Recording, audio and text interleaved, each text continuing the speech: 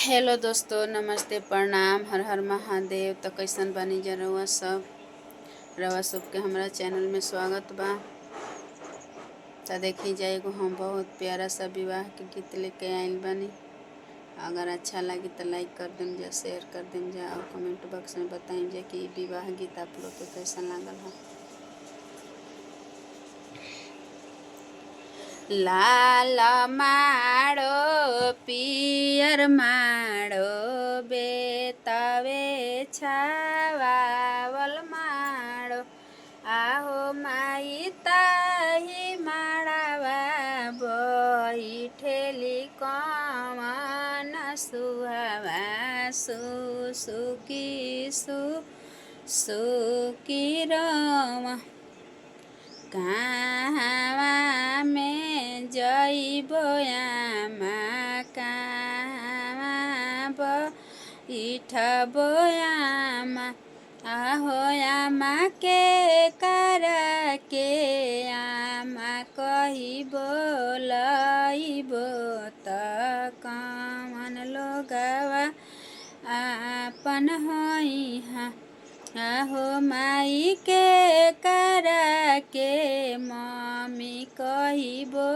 लइबो त कवन लोगवा आपन होइहा।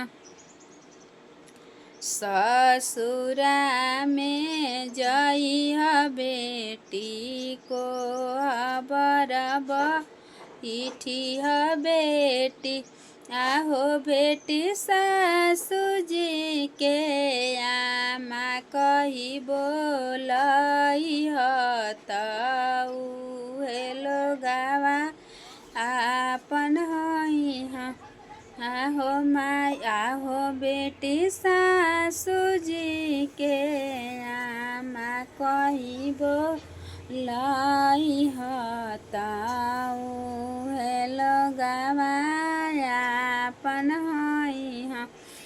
लाल माड़ो पियर माड़ो बेतवे छावावल माड़ो आहो माई ताही माड़ावा बैठेली कवन सुहावा सुसुकी सुसुकी रवा कहवा में जइबो आमा कहवा बैठबो आमा आहो आमा के करा के पापा कहिबो लइबो त कवन लोगवा आपन होइहा।